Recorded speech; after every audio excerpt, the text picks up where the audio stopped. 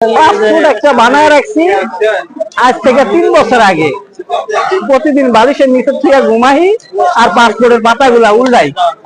কবে যে পাসপোর্টে ভিসা লাগাইবো, যে কোনো একটা দেশে তো যাওয়া লাগবো, তাহলে টাকার পরিমাণটা তো উঠবো নাকি। যেই পাসপোর্টটা বানায় রাখছি, কোন একটা দেশে যদি যাই পাসপোর্টটা দিয়া, তাহলে তো মনে করেন সার্থক হইব না। আর পাসপোর্ট বানায় যদি ঘরে থিয়া দেয়, কোন দেশে যদি না যাই, তার পাসপোর্ট বানানোর মানি হয় না নাকি।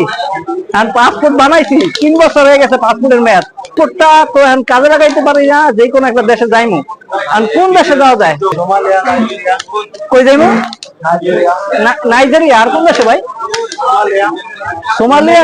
সফল হইতে পারেন না, না পারেন, হ্যাঁ, 2-4টা আল্লাহ করে 10-15টা বিয়ে করা পারবেন সোমালিয়া গেলে।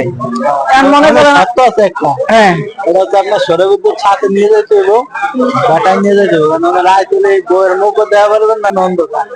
বাইরে ভাই আপনি যে কথা কইছেন, আমার তো মনে করেন বিরমি বেড়ে গেছে কথা শুনিয়া। এখন এই পাসপোর্টটা মনে করেন চিন্তা ভাবনা করতেছি কি, পাসপোর্টটার বয়স হয়ে গেছে 3 বছর। এখন এই পাসপোর্টটা বানায় থিয়া দিয়েছিলাম। এখন এই পাসপোর্টটা তো যে কোনো একটা দেশে ভিসা লাগাইতে হইব, তাহলে মনে করেন আমার টাকাটা উসুল হইব। নাইলে তো পাসপোর্টটা করে থিয়া দিলাম, আমি যদি কোনো দিকে না গেলাম, তার পাসপোর্ট করা মানি হয় না। এখন যে কোনো দেশে গেলেও যাইতে হইব আমার। সাফল্য পাইতে চান জীবনে, বাচ্চা কাচ্চার উপরে তো সাফল্য নয় নাকি।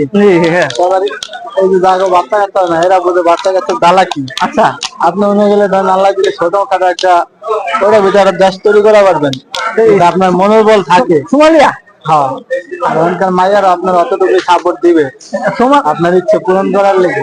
সোমালিয়া তো ভাই দেশ তো গরিব রাষ্ট্র, বুঝছেন। এখানে তো অনেক অভাব অনটন।